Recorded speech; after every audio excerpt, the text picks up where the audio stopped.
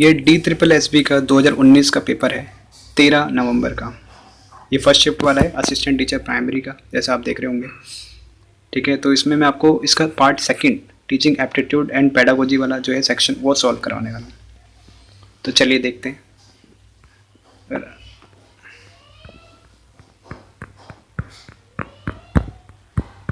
ये first part है। अगर आपको इसका भी सॉल्यूशन चाहिए तो आप कमेंट कर सकते हैं।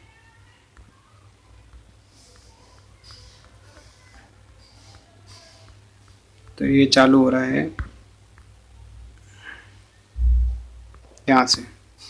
ठीक है, तो चलिए एक एक करके हम सॉल्व करेंगे इसके। तो सबसे पहला क्वेश्चन हमारा आता है इसमें, चुनौती का विकल्प निम्नलिखित में से किसकी विशेषता है।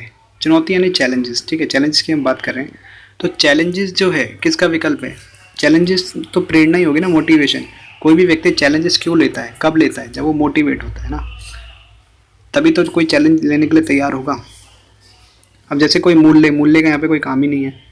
अनुशासन तो उसका एक पार्ट है। अगर आप किसी चैलेंज का वो कर रहे हैं, चुनौती का सामना करें, तो वहाँ पे आपको डिसिप्लिन होना पड़ता है। समावेशी शिक्षा कोई रोल नहीं है। तो यहाँ पे मोटिवेशन आपका इसका सही आंसर है। कोई चैलेंजेस लेने तो वहाँ पे आपको मोटिवेट होना पड़ेगा। ठीक है, फिर दूसरा है, निम्नलिखित में से कौन सा पाठ्यक्रम विकास का सही क्रम है। ठीक है, जो पाठ्यक्रम बनता है हमारा यानी करिकुलम, तो उसका क्या सही वो है, प्रोसेस या हम बोल सकते हैं ऑर्डर। तो देखिए ऑप्शन यहाँ पे देखो, सबसे पहले आएगा ऑप्शन नंबर 2, यानी पहले उद्देश्यों का संगठन, यानी सबसे पहले क्या ऑब्जेक्टिव बनाए जाते हैं। फिर जो शिक्षण सीखने के अनुभव यानी टीचिंग लर्निंग कौन से एक्सपीरियंस देने हैं स्टूडेंट को, वो हम सिलेक्ट करते हैं। ठीक है, फिर जो भी सिलेक्ट करें अनुभव उसको क्या लागू करना होता है। फिर एंड में इवैल्यूएशन होता है। तो ये हमारा ऑर्डर रहेगा, यानी 2 4 3 1। ये आपका बिल्कुल सही ऑर्डर होगा। ठीक है, ये आपको पता होना चाहिए। ठीक है, चलिए आगे next. Which of the following is not a method that stimulate divergent thinking. तो डाइवर्जेंट थिंकिंग आपको पता होनी चाहिए। इसको हिंदी में बोलते हैं शायद अपसारी चिंतन बोलते हैं इसको हिंदी में। डाइवर्जेंट थिंकिंग यानी इसमें क्या आउट ऑफ द बॉक्स, कुछ अलग सोचता है बच्चा। तो इस कौन सा नॉट बोला ना, स्टिमुलेट नहीं करेगा। फ्री राइटिंग स्टिमुलेट करेगा। कीपिंग अ जर्नल, ब्रेनस्टॉर्मिंग में आइडिया जनरेट होते हैं। तो माइंड कैलिब्रेटिंग जो होगा उसमें जो है नई चीज़ नहीं सोच पाएगा बच्चा। तो ये आपका जो है बिल्कुल सही है, option number 3। Next, which of the following is not a part of 6 theories of truth and knowledge. Which of the following, तो ये आपको पता होनी चाहिए थ्योरी किसकी थी। अगर आपने थ्योरीज नहीं पढ़ी है तो ये इसको पढ़ लेना। तो ये आपकी थ्योरीज जो है कौन सी होगी, ये not a part of 6 theories of knowledge and truth. तो आपने अगर नॉलेज ऑफ ट्रूथ वाली थ्योरी पढ़ी है तो आप इसको लगा देंगे, नहीं तो आप स्किप करेंगे। तो ऑप्शन यहाँ पे क्या होगा, द डॉगमेटिक थ्योरी। ठीक है, अगला करते हैं। देखिए, एक शिक्षक को उस समुदाय की अंत्य सांस्कृतिक समझ होनी चाहिए जहाँ स्कूल है। इसे निम्नलिखित में से किसके माध्यम से किया जा सकता है। ठीक है, यानी अंत्य सांस्कृतिक समझ, यानी जैसे मान लो कोई टीचर है KVS में जैसे बाहर लग जाती है, तो वहाँ पे समझ होनी चाहिए अंत्य सांस्कृतिक। कैसे हम वो करेंगे, एक तो समुदाय की विविधता के बारे में जानना, यानी समुदाय में किस किस तरह के लोग रहते हैं, वहाँ का एजुकेशन कैसा है, कल्चर कैसा है। ठीक है, रीति रिवाज ये सब पता होने चाहिए। और पक्षपात और पूर्वाग्रहों से बचना, यानी पहले से ही मान लो गाँव में चला गया, अपॉइंटमेंट हो गया, तो उसको ये नहीं समझ लेना चाहिए कि वहाँ के बच्चे तो नालायक होंगे, उनको कुछ आता नहीं होगा। तो ये पूर्वाग्रह होता है, उससे भी बचना चाहिए। तो ऑप्शन नंबर 1 और 2 दोनों यहाँ पे आपका सही होगा। आशा आपको समझ में आ रहा होगा। निम्नलिखित में से कौन सा प्रभावी शिक्षक एक अभिवृत्ति नहीं है। इफेक्टिव टीचर बनना है तो देखो, आपको संवेदनशील रूप से विविधता को स्वीकार करना आना चाहिए, बिल्कुल आना चाहिए। व्यक्तिगत निर्देशन को बढ़ावा देना, यानी आप इंडिविजुअल हर बच्चे को वो दे सकते हैं गाइडेंस। रचनात्मक क्रिएटिव तो होना ही चाहिए टीचर को। तो अपनी जो जिम्मेदारी पास करेगा, जिम्मेदारी पास करने वाला, वो एक अच्छे टीचर की विशेषता नहीं है। तो ऑप्शन नंबर 2 सही होगा। कह रहे कार्ल जंग के अनुसार निम्नलिखित में से कौन सी अंतर्मुखी यानी इंट्रोवर्ट जो है कि सामान्य विशेषता नहीं है। तो इंट्रोवर्ट में क्या होता है, नमनीयता में कमी, यानी लोगों के साथ वो घुलेगा मिलेगा नहीं। रिचर्ड रहना ना, वो अपने आप में रहता है, रिचर्ड रहता है। आसानी से शर्मिंदा हो जाना, यानी वो शर्मिंदगी ज़्यादा होती है, ज़्यादा खुल के अपनी बातचीत नहीं करता है, जो इंट्रोवर्ट होता है। ठीक है, यानी कौन सी विशेषता नहीं है, ये सारी विशेषता तो हो गई है, ठीक। तो इसमें क्या है, बीमारी और व्यक्तिगत सामान की उपेक्षा। यहाँ पे क्या कह रहा है, व्यक्तिगत सामान की उपेक्षा नहीं, ये तो विशेषता। व्यक्तिगत सामान की उपेक्षा करेगा क्या कोई जो इंट्रोवर्ट चाइल्ड है, वो व्यक्तिगत, यानी इसका मतलब क्या हुआ इस ऑप्शन का, व्यक्तिगत सामान की उपेक्षा, यानी वो लोगों के साथ मिलजुल के अपना सामान बांटना चाहता है, तभी तो उपेक्षा कर रहा है। नहीं, वो तो कोई भी सामान में व्यक्तिगत ही करना चाहेगा, क्योंकि वो इंट्रोवर्ट है, लोगों के साथ मिलना जुलना नहीं चाहता। तो इसीलिए ऑप्शन नंबर 3 यहाँ पे आपका बिल्कुल सही होगा, ठीक है। देखिए 8, ये आपका आ गया जीके का क्वेश्चन। तो जो भी सेकंड पार्ट होता है उसमें ये नहीं होता कि सारे क्वेश्चन आपके टीचिंग एप्टीट्यूड और पैडागोजी से ही होते हैं, उसमें आपके हिंदी के क्वेश्चन भी मिल जाएंगे, आपके मैथ के भी मिल जाएंगे, ठीक है, जीके के भी मिल जाएंगे। जैसे ये जीके का क्वेश्चन है, 74वें संशोधन ने भारतीय संविधान के किस भाग में नगर पालिकाओं को जोड़ा। ये जीके क्वेश्चन है, पार्ट 9A। अगर आपने पढ़ा होगा तो आप टिक कर सकते हैं, नहीं तो स्किप करेंगे, ठीक है। किस समाजशास्त्री ने देखा कि शिक्षण प्रक्रिया, शिक्षण विधि तथा भाषा उत्पीड़क तथा उत्पीड़ित के बीच अंतर पैदा करती है। तो ये स्टेटमेंट वाले क्वेश्चन है, आपको पता है तो आप लगा सकते हैं। ये किसने दिया था, पाउले फेरे, ठीक। नेक्स्ट, डैश इज और are the collaborative conscience and unwritten constitution of any society. तो किसी भी सोसाइटी का अनरिटन कॉन्स्टिट्यूशन का मतलब क्या है, जैसे कॉन्स्टिट्यूशन है उसमें तो सब चीज़ लिखी होती है, लेकिन सोसाइटी का क्या है, सभी चीज़ें लिखी होती है क्या, नहीं, लेकिन उसमें क्या है, नॉर्म्स होते हैं, यानी कुछ मानने पड़ती चीज़ें आपको, वो कुछ वैल्यूज़ होती हैं ना, हर सोसाइटी की अलग अलग होती है। तो ये जो है एक पार्ट है सोसाइटी का, नॉर्म्स एंड वैल्यूज़। तो आपका बोथ जो है सही हो जाएगा। नेक्स्ट 11वां है, निम्नलिखित में से कौन सी महत्वपूर्ण बातें हैं जिनका किसी भी शिक्षण अधिगम सामग्री का चयन करते समय विचार किया जाना चाहिए। शिक्षण अधिगम सामग्री मतलब टीचिंग लर्निंग मटेरियल, आप सिलेक्ट कर रहे हैं किस चीज़ को पढ़ाने के लिए, तो आपको क्या चीज़ ध्यान में रखना चाहिए। कह रहा है आयु उपयुक्त, यानी एज रिलेटेड होना चाहिए, बिल्कुल एज के अनुसार ही होना चाहिए। स्तर उपयुक्त, यानी कौन सी स्तर, जैसे पहली क्लास है, 5वीं क्लास है, 6ठी क्लास है, स्तर के अनुसार होना चाहिए। उपलब्धता, उपलब्धता भी बहुत जरूरी, यानी कोई ऐसा आप टीचिंग मटेरियल चूज़ नहीं करेंगे जो आपको मिल ही नहीं रहा, ठीक, तो वो आपको नहीं लेना है। और रचनात्मक उपयोग, यानी उसका क्रिएटिव वो भी होना चाहिए, यानी अगर कोई टीचिंग लर्निंग मटेरियल है, क्या उसका दूसरे टॉपिक को पढ़ाने में भी यूज़ हो सकता है, अगर ऐसा है तो आपको चूज़ करना चाहिए। तो चारों ही ठीक है, तो ऑप्शन नंबर 4 जो है चारों ही आगे वो ठीक होगा, ठीक। नेक्स्ट 12वां क्वेश्चन कह रहे हैं which of the following is और are type of value. Value की बात कर रहे हैं, वैल्यू का कौन से टाइप है, मोरल वैल्यू यानी नैतिक मूल्य होते हैं, यानी सही और गलत क्या है उसकी, कल्चरल वैल्यूज़ होती है, यूनिवर्सल वैल्यूज़, स्पिरिचुअल वैल्यूज़। तो ये चारों ही वैल्यूज़ के पार्ट हैं। तो ऑप्शन नंबर ए जिसमें चारों आ रहे हैं वही आपका सही होगा। Question number 13, to live at one level disregarding the total process of life invites dash. आप एक ही लेवल पर रह रहे हैं, ठीक है, एक ही लेवल का मतलब क्या है, जैसे एक चीज़ में हैं तो आप यहीं पे ही रह गए पूरी ज़िंदगी, तो आपका क्या होगा, क्या आप खुश रहेंगे, आपको मनी मिलेगी, नहीं, मनी कब मिलेगा या हैप्पीनेस कब होगी, जो वो एक्सप्लोर करेगा चीज़ें, है ना। ग्रेट नॉलेज, एक ही जगह रहने से क्या आपका ज्ञान में वृद्धि होगी, नहीं होगी। एनलाइटमेंट, यानी इसका एक तरह से ज्ञान में वृद्धि होती है, नहीं होगी। एक जगह में रहने से क्या होगी, माइजरी, गरीबी आएगी और डिस्ट्रक्शन होगा, ठीक है। तो ऑप्शन नंबर 1 बिल्कुल सही होगा। 14 क्वेश्चन है, निम्नलिखित में से कौन शिक्षण अधिगम प्रक्रिया में सामान्यतः पहचानी गई कौशल है, यानी टीचिंग लर्निंग जो प्रोसेस है उसमें स्किल की बात कर रहा है। तो देखो प्रश्न पूछने का कौशल, तो ये क्वेश्चन पूछना भी एक तरह की स्किल होती है। प्रसंग का परिचय, यानी इंट्रोडक्शन, कोई भी टॉपिक आप पढ़ा रहे हैं, कोई भी चैप्टर पढ़ा रहे हैं, उससे पहले आप इंट्रोडक्शन किस तरह से कर रहे हैं, वो भी एक स्किल है। गैर मौखिक संकेतों का कौशल, यानी गेस्चर्स के थ्रू यानी कोई इंस्ट्रक्शन दे देना ना, तो वो भी एक तरह की स्किल होती है। और व्याख्या यानी लेक्चर, यानी किस तरह से आप बता रहे हैं, वो भी एक स्किल होती है। तो ये चारों ही स्किल है। तो ऑप्शन नंबर ए जिसमें चारों आ रहे हैं वो आपका सही उत्तर होगा। नेक्स्ट 15 क्वेश्चन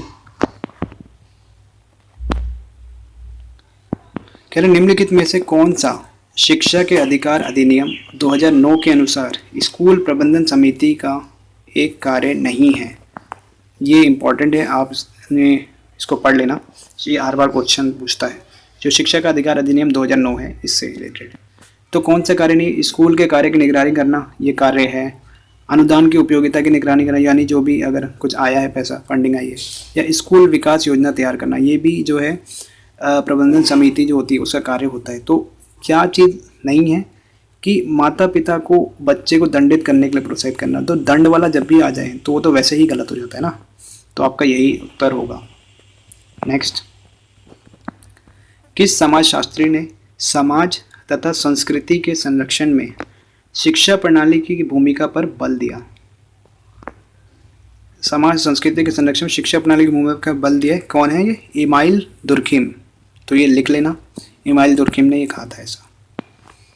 फिर नेक्स्ट है, which of the following is और are ways to enhance motivation in children? आपको क्या है, मोटिवेशन एनहांस करना है चिल्ड्रन के अंदर, प्रेरणा कोई चीज़।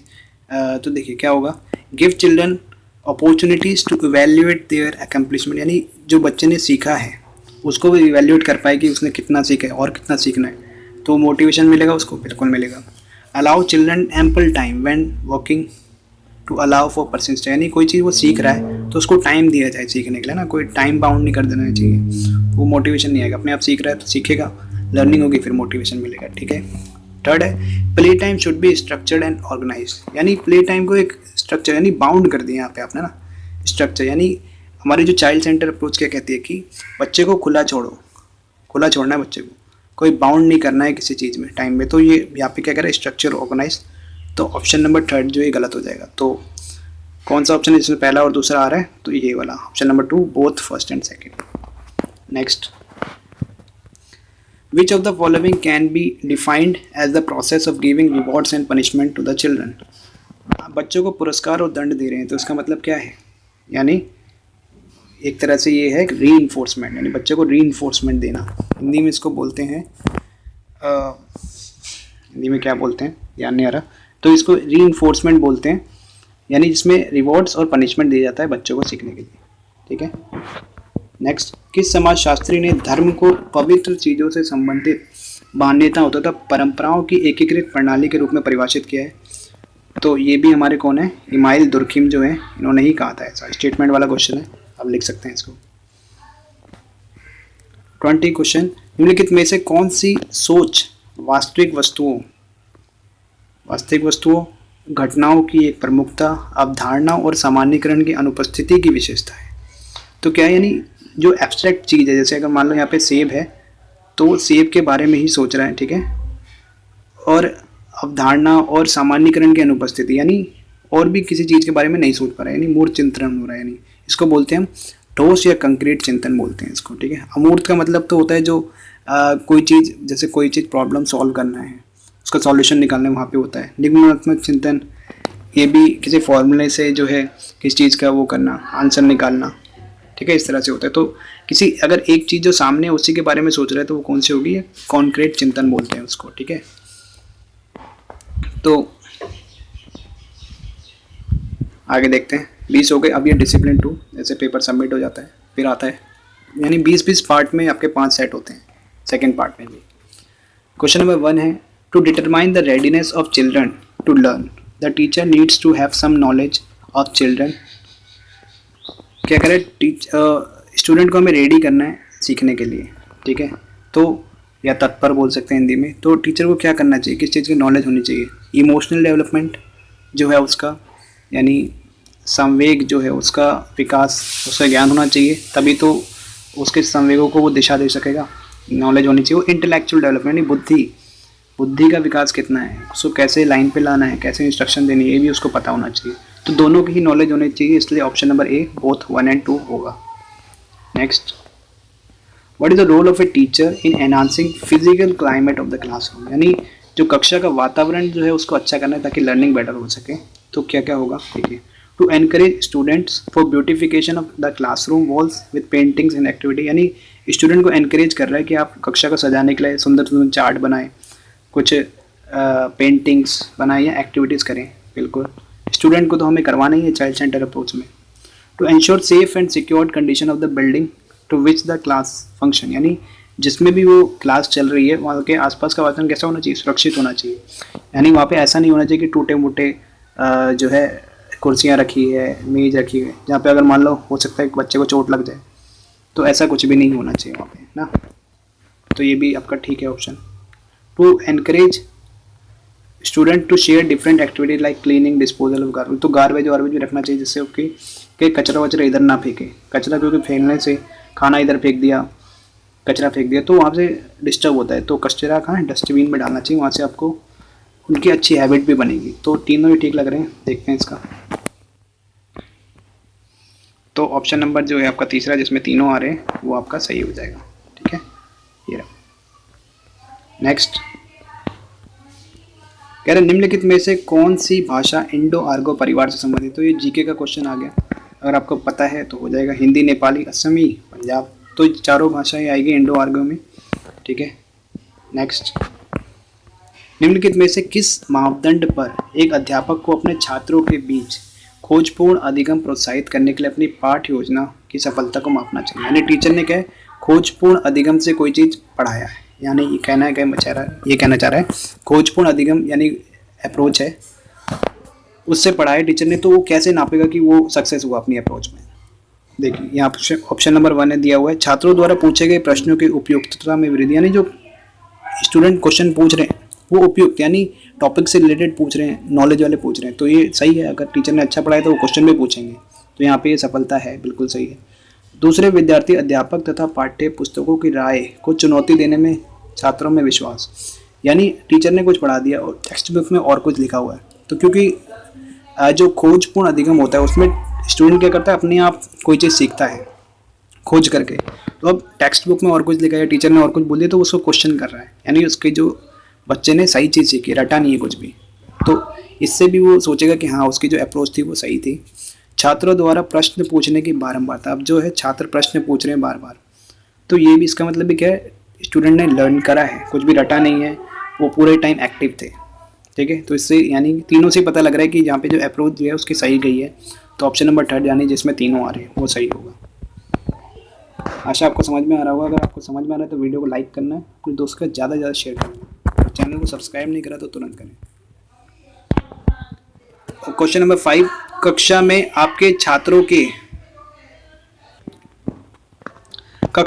छात्रों के ज्ञान के निर्माण में एक अध्यापक के रूप में आपकी क्या भूमिकाएं हैं। ठीक है, ज्ञान का निर्माण सिखाना है बच्चों को, तो एक टीचर के रूप में आपकी क्या भूमिका होगी। कक्षा में सहकारी या सहयोगात्मक अधिगम को बढ़ावा देना, कोऑपरेटिव टीचिंग या लर्निंग को बढ़ावा देना, बिल्कुल कोऑपरेटिव तो देना ही चाहिए टीचर को, जैसा एनसीएफ ने बोला हुआ है। विद्यालय के अंतर क्रियाओं को विद्यालय के बाहर की क्रियाओं से जोड़ना, यानी जो क्लासरूम की टीचिंग है आउटसाइड वर्ल्ड से जोड़ना, तो ये भी एनसीएफ ने हमें बोला था। और उनके अधिगम की प्रगति के आत्मविश्लेषण और आत्म मूल्यांकन को प्रोत्साहित करना, यानी वो अपना जो उन्होंने सीखा है उसी को इवेल्युएट कर सकें कि वो उन्होंने सही सीखा है या गलत सीखा है, तो ये भी एक टीचर के रूप में आपके रोल होता है। तो यहाँ पे तीनों ही ठीक लग रहे हैं, तो ऑप्शन नंबर ए जिसमें तीनों आ रहे हैं वो सही होगा। ठीक है, तो यहाँ पे ये पेपर जो था अंडरस्टैंडिंग लेवल पे था, अगर आपकी अंडरस्टैंडिंग अच्छी है तो आप क्लियर कर सकते हैं। In which of the following areas of learning does cooperative approach has a positive effect, यानी सहयोगात्मक जो अधिगम होता है, यानी बच्चे कोऑपरेट करके एक दूसरे के साथ ग्रुप में सीख रहे हैं ऐसे करके कोऑपरेट करके, तो कौन सा जो है पॉजिटिव इफेक्ट होगा। एकेडमिक अचीवमेंट, यानी जो एकेडमिक में अचीवमेंट यानी मार्क्स बोल सकते हैं एक तरह से, उसमें अच्छा स्कोर करेगा। देखो कोऑपरेटिव अप्रोच में क्या है, बच्चा सीखेगा अच्छा तो मार्क्स ऑटोमेटिकली उसके अच्छे आएंगे। कोलैबोरेटिव बिहेवियर है, उसका बिहेवियर अच्छा हो जाएगा, सबसे मिलजुल के रहेगा, ये भी होगा। क्रॉस कल्चरल अंडरस्टैंडिंग, अब कोऑपरेटिव में सबके मिल के सीख रहा है तो उसका जो है अंडरस्टैंडिंग दूसरे के कल्चर की भी तो होगी ना, बिल्कुल होगी। Relationship and attitude toward disable student, जो डिसेबल स्टूडेंट होंगे मान लो क्लास में, तो उनके साथ भी क्योंकि कोऑपरेट तो करा ही है ना सीखने के टाइम, तो उनके साथ भी जो है वो बातचीत करेंगे, अच्छे से दोस्त बन जाएंगे। तो चारों ही ठीक लग रहे हैं इसमें, तो ऑप्शन देखते हैं हमारा। तो देखिए ऑप्शन नंबर जो 4 ये जिसमें चारों आ रहे हैं वो बिल्कुल ठीक है। तो ये पेपर आपको समझ के सॉल्व करना था। फिर कह रहा है कक्षा प्रबंधक के रूप में अध्यापक की भूमिकाएं क्या है, यानी क्लास एज ए मैनेजर के रूप में टीचर के क्या रोल हैं। अध्यापक को अधिगम क्रियाकलाप, सामग्री के प्रावधान, मूल्यांकन रणनीति को पहले से ही सावधानीपूर्वक नियोजित कर लेना चाहिए। नियोजित का मतलब प्लानिंग, यानी टीचर को क्लास में जाने से पहले ही सब कुछ प्लान कर लेना चाहिए, नहीं कि अगर वहाँ पे जाके प्लान कर रहा है तो सब गड़बड़ हो जाएगा। ठीक है, तो पहले से ही प्लान करके जाना चाहिए, तो बिल्कुल ठीक है। अध्यापक को यह सुनिश्चित करना होता है कि कक्षा में प्रत्येक विद्यार्थी अपने भागीदारी के अधिकार तथा संगठन बनाने के अधिकार से अवगत हो। यानी सबको हमें क्या करना है, भागीदार करना है क्लास में, सबको हमें एक्टिव करना है, स्टूडेंट को पार्टिसिपेट करवाना है। तो ये भी एक टीचर का मैनेजर के रूप में रोल होता है। ठीक है, तो दोनों ही आपके सही होंगे। ठीक है, नेक्स्ट, शब्दकोश और व्याकरण डैश से अपना महत्व प्राप्त करते हैं। यानी कोई भी जो शब्दकोश है और व्याकरण कहाँ से अपना महत्व प्राप्त करते हैं, भाषा समुदाय। यानी समुदाय में अगर जैसे मान लो इंडिया में कोई चाइनीज आ जाए और वो बोल रहा है, क्या उसके जो शब्द है या उसकी जो व्याकरण उसका कोई महत्व है? क्योंकि यहाँ पे समझ में नहीं आ रहा। यहाँ पे अगर जो जैसी सोसाइटी है अगर वैसी भाषा वो बोल रहा है, सबको समझ में आ रही है, तब तो उसका महत्व है। तो इसलिए भाषा समुदाय यहाँ पे आपका बिल्कुल सही होगा। Which of the following are the usefulness of competency based approach in teaching. जो कॉम्पिटेंसी बेस्ड अप्रोच जो टीचिंग है उसके क्या क्या उपयोगिता है, क्या कह रहा है? It keep the learner away from the rote memorization. जो कॉम्पिटेंसी अप्रोच है उसमें रोट मेमोराइजेशन से दूर रखता है, बिल्कुल ठीक है। इसमें बच्चा क्या है, समझ के पढ़ता है, अंडरस्टैंडिंग लेवल की ये टीचिंग होती है। What student learn today can not be forgotten tomorrow. यानी जो स्टूडेंट ने आज सीखा है वो कल ना भूल जाए, क्योंकि बच्चे ने समझ के सीखे तो वो कल कैसे भूल जाएगा। तो ये भी बिल्कुल ठीक है। The assessment of competencies are directly link with the objective of learning experience. यानी जो उसने असेसमेंट किस बेस पे होगा, जो उसने सीखा है ना, लर्निंग एक्सपीरियंस के बेस पे। तो ये भी बिल्कुल आपका ठीक है। तो जो सा ऑप्शन में तीनों आ रहे हैं वही आपका सही होगा। नेक्स्ट, सॉरी ये आगे निकल गया। निम्नलिखित में से किसे भाषा की विशेषताएं कहा जा सकता है? भाषा की विशेषताएं की बात कर रहे हैं हम लोग। तो भाषा की विशेषता क्या क्या होगी? भारत जैसे देश में पूरे राज्य में भाषा पूरी तरह समान रहती है, क्या ऐसा कुछ है? भारत के हर राज्य में अलग अलग भाषा है, तो ऐसा तो नहीं है। दूसरा है, भाषा स्पीकर की सामाजिक पहचान को प्रकट करती है। यानी ये बिल्कुल सही, जो जिस तरह की भाषा बोल रहा है उसी से पता लग जाता है कि वो कौन से स्टेट का है। ज़्यादातर जैसे कोई हरियाणवी बोल रहा है तो पता लग जाएगा ये हरियाणा का है, कोई बिहारी भाषा बोल रहा है या भोजपुरी बोल रहा है तो पता लग जाता है वो बिहार की साइड का है। तो उससे पता लग जाता है उसकी सामाजिक पहचान। जब हम बोलते हैं तो शब्दों के बारे में हमारी पसंद दिखाते हैं किस स्थान से। यानी कई बार क्या होता है, जैसे मान लो कोई बंगाल का आदमी बोल रहा है दिल्ली में आके हिंदी, तो उसमें क्या है, उसमें शब्द में बंगाली लैंग्वेज यूज़ होगी, तो उससे भी हम पता लगा सकते हैं कि यानी किस तरह की वो शब्दों की पसंद कर रहा है, उससे उसके स्थान का पता लग जाता है। तो ये बिल्कुल ठीक है। तो दूसरा और तीसरा ठीक है, तो इसलिए ऑप्शन नंबर 1 जिसमें दूसरा और तीसरा आ रहे हैं। ठीक है, नेक्स्ट, विच मैथड इज और are used for examining collaborative learning processes. Collaborative learning process जो है उसके हमें देख रहे हैं। तो कन्वर्सेशनल एनालिसिस, यानी उसमें जो है कन्वर्सेशन करता है, कोलैबोरेटिव है ना, यानी मिल के काम कर रहे हैं, सहयोग अधिगम, मिल के बात करें तो वहाँ पे एनालिसिस होगा, कन्वर्सेशन बातचीत के साथ, बिल्कुल। और इट्स स्टैटिस्टिकल डिस्कोर्स एनालिसिस, यानी आंकड़ों के साथ बात होती है। जो कोलैबोरेटिव अप्रोच है इसमें ये फालतू की बकवास नहीं होती, आंकड़ों के साथ बात होती है, उस पर वो सॉल्यूशन ओरिएंटेड होते हैं, उस पर वो सॉल्यूशन निकालते हैं। ठीक है, तो ये दोनों ही आपके बिल्कुल सही हो जाएंगे। 12वां है, which of the following imitative behavior is related to the responses of the model not to his or her behavior characteristic पर स्टेट्स। ठीक है, इमिटेटिव बिहेवियर के बारे में बात कर रहा है, is related to the responses of the model not to his or behavior. तो ये अगर आपको इन सब के इफेक्ट के बारे में पता है तो आप इजीली लगा सकते हैं। तो इस कौन सा होगा, इलिसिटिंग इफेक्ट बोलते हैं इसको। नेक्स्ट, समस्या समाधान के लिए आइडियल मॉडल डैश द्वारा विकसित किया गया था। तो किसने, ये थ्योरेटिकल है, अगर आपको पता है तो आप कर देंगे, नहीं तो आपको स्किप करना पड़ेगा। तो ये किसने दिया था, ये ब्रैंसफोर्ड ने दिया था, आइडियल मॉडल प्रॉब्लम सॉल्विंग का। Next, demonstration method of teaching is a, demonstration method आपने पढ़ा होगा। इसमें क्या होता है, टीचर जो है कोई भी चीज़ जैसे TLM है या कोई भी एक्टिविटी वो टीचर वो बताता है, करके दिखाता है स्टूडेंट को। तो ये इस तरह से टीचर सेंटर्ड मेथड होता है। इसमें स्टूडेंट का कोई रोल नहीं होता, ठीक है, कॉम्पिटेंसी भी कुछ नहीं है, सब्जेक्ट सेंटर्ड भी नहीं है, यानी इसमें पूरा काम जो है टीचर ही करता है डेमोन्स्ट्रेशन में। तो इसलिए एक तरह से ये टीचर सेंटर्ड मेथड होता है। नेक्स्ट, मॉडर्न एजुकेशन, जो आज का आधुनिक शिक्षा है उसका क्या है, इज डेवलपिंग द इंटरेक्ट, यानी इसमें बातचीत को जो वो दिया गया संवाद को, बिल्कुल संवाद, कन्वर्सेशन, यानी इसमें ये नहीं है कि बच्चे को चुपचाप बिठा के सिखाते रहे, नहीं, इसमें थोड़ा इंटरेक्शन, बच्चों से क्वेश्चन पूछे टीचर से, टीचर क्वेश्चन पूछे, ठीक है, ये होता है। Offer more and more theories and fact, यानी पे यहाँ पे फैक्ट से बात होती है, थ्योरीज, ये नहीं कि एक ही फैक्ट वो सिर्फ रटवाए जा रहे हैं आँख बंद करके, नहीं, फैक्ट के साथ बात होगी, इसमें बच्चा ज़्यादा सीखता है। तो ऑप्शन नंबर 2 जिसमें दोनों आ रहे हैं, तो ये सही होगा। Which of the following are the characteristic of the learner centered education, learning centered education क्या है उसकी विशेषताएं? देखिए, अधिगम केंद्रित शिक्षा, teaching and assessing are interwoven, जिसमें टीचिंग और असेसिंग यानी शिक्षण और मूल्यांकन दोनों साथ में हो रहा है, ठीक है, होता है ऐसा। लर्निंग सेंटर्ड एजुकेशन में टीचिंग भी हो रही है, साथ साथ उसका असेसमेंट भी किया जा रहा है टीचर के द्वारा, ठीक है। Teacher and student evaluate learning together, यानी जो टीचर भी अपनी लर्निंग देखते रहे तो मैं क्या सीख पा रहा हूँ और बच्चा क्या सीख रहा है उसको वो साथ साथ इवेल्यूएट कर पाता है, और बच्चा भी अपना इवेल्यूएशन करता रहता है कि मेरे को समझ में आ रहा है नहीं आ रहा। फिर emphasis on generating better question and learning from errors, यानी एक तरह से बेटर क्वेश्चन कैसे बना सकता है टीचर, और बच्चे क्या गलती कर रहे हैं उससे जो है टीचर सीखेगा कि मेरा यहाँ पे कॉन्सेप्ट वीक होगी, तो उससे फिर रेमिडियल टीचिंग देके बच्चों को सिखा सकता है, ठीक है। तो यहाँ पे तीनों ही सही है, तो इसलिए ऑप्शन नंबर 1 जिसमें तीनों आ रहे हैं वो सही होगा। आशा आपको समझ में आ रहा होगा, तो वीडियो को लाइक जरूर करें।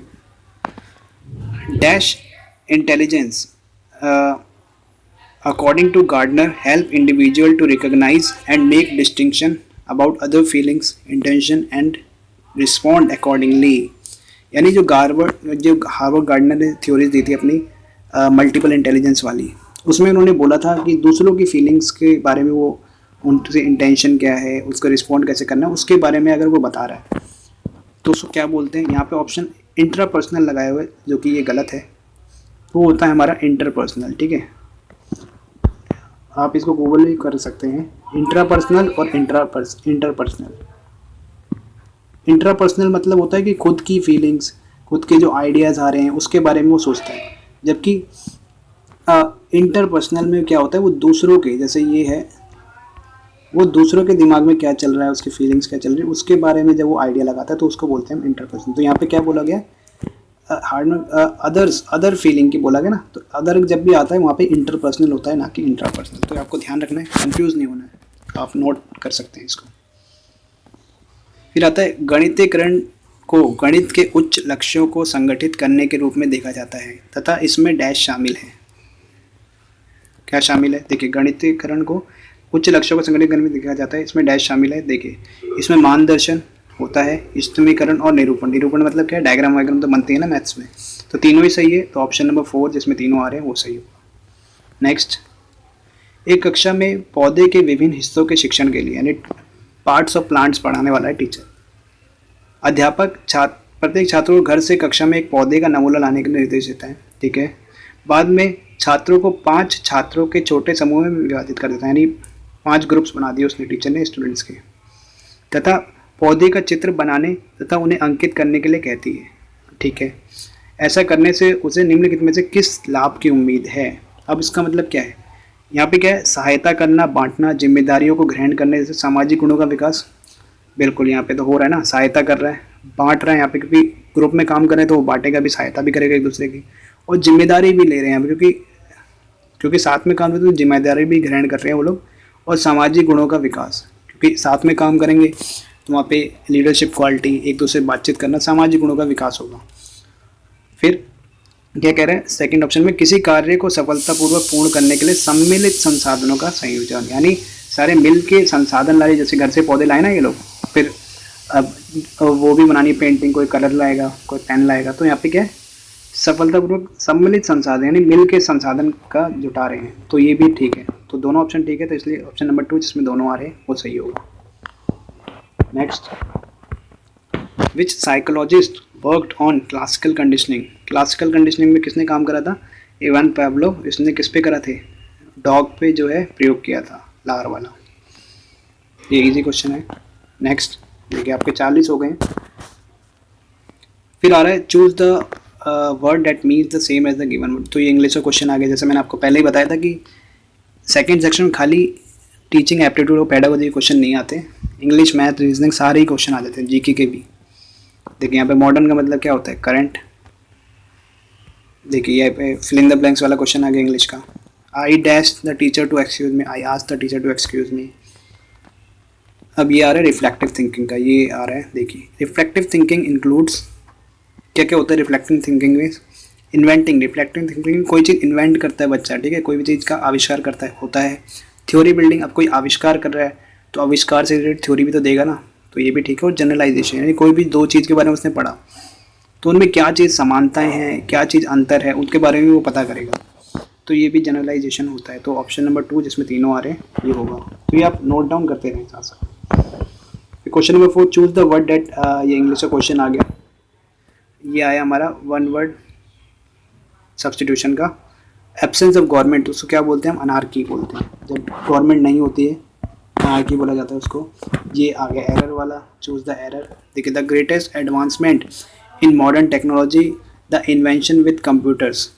देखिए यहाँ पे क्या है, द इन्वेंशन विद कंप्यूटर्स नहीं होता, द इन्वेंशन ऑफ कंप्यूटर्स होता है। तो ऑप्शन नंबर 3 में एरर है,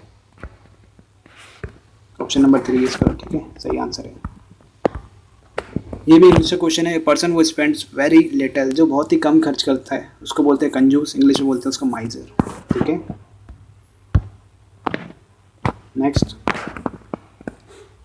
ये आया, विच of the following Kohlberg stage of moral development work best in 2-person relationship with family members or close friends, where one can make a real effort to get to know the other feeling and needs and try to help। तो Kohlberg की आपने theory की stages पढ़ी होगी, अगर आपने नहीं पढ़ी है तो चैनल पे मैंने एक ट्रिक भी डाल रखी है जिससे आपको 3 मिनट के अंदर याद हो जाएगी, तो वो वीडियो ज़रूर देखना इस वीडियो ख़त्म होने के बाद। तो यहाँ पे क्या कह रहे हैं, 2 पर्सन है, वो क्या दूसरों के बारे में बोल रहे ना, family member close friend where can make a real effort to know the other feeling, दूसरों के बारे में, दूसरों के needs and try to help, दूसरों के हेल्प करना चाहता है। तो उस पर ये कौन सा होता है, social contract and individual rights, ठीक है। तो ये होता है हमारा सोशल वाला हो जाता है वहाँ पे। मैंने आपको बहुत ही अच्छी ट्रिक से बताया हुआ है, तो आप इजीली समझ जाएंगे। जो आपकी 3rd स्टेजेस होते हैं, 3 स्टेजेस दी थी ना कोलबर्ग ने, प्री कन्वेंशनल, कन्वेंशनल और पोस्ट कन्वेंशनल। तो पोस्ट कन्वेंशनल के आता है जो 5वीं स्टेज होती है उसमें सोशल कॉन्ट्रैक्ट, यानी उसमें क्या है, जो भी वो डिसीजन लेता है वो दूसरों को, समाज को देख के वो डिसीजन लेता है। तो इसलिए आपका यहाँ पे option number 1 social contract and individual rights को देख के आएगा। नेक्स्ट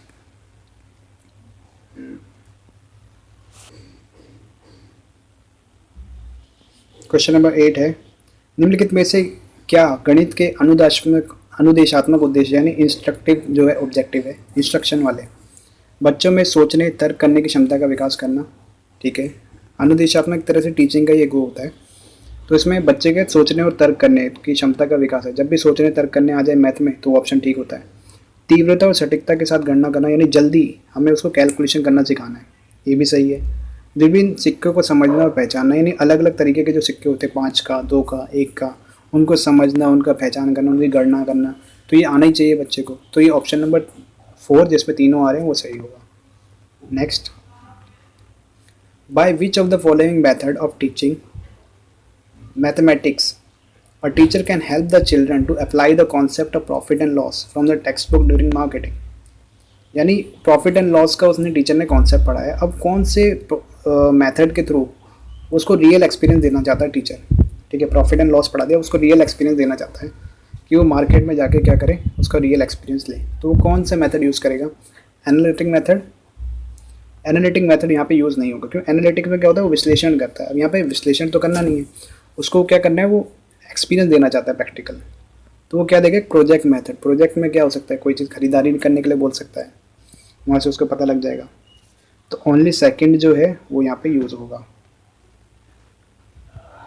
फिर कह रहा है, गणित में विकसित अवधारणाएं, प्रक्रियाओं तथा विधियों के दूसरे विषयों की वस्तुओं या कम से कम ज्ञान के दूसरे क्षेत्रों में अनुप्रयोग को संदर्भित करता है। यानी जो भी उसने गणित में सीखा, जो भी उसने कॉन्सेप्ट सीखा, प्रक्रिया सीखी ना, विधियाँ सीखी, उसको दूसरी चीज़ में वो यूज़ कर रहा है, अनुप्रयोग कर रहा है दूसरी चीज़ में, तो उसको क्या बोला जाता है, उसको बोलते हैं हम गणितीयकरण, ठीक है। इसको ये बोलते हैं गणितीयकरण। तो आपके 50 क्वेश्चन हो चुके हैं। तो वीडियो ज़्यादा लंबा ना हो जाए इसलिए मैं इस पार्ट में आपको 50 ही करवा रहा हूँ। अगर आपको आगे के क्वेश्चन भी 100 तक करने हैं तो आप वीडियो में कमेंट करें, जितने अगर कमेंट आएंगे तो इसका सेकंड पार्ट में बनवा दूंगा। अगर आप लेट देख रहे हैं तो हो सकता है डिस्क्रिप्शन में आपको अदर पार्ट का लिंक भी मिल जाए। तो अगर वीडियो पसंद आया है तो लाइक करना है, शेयर करना है और चैनल को सब्सक्राइब जरूर करना है और कमेंट करना है कि आपको वीडियो कैसा लगा। तो thank you and have a nice day.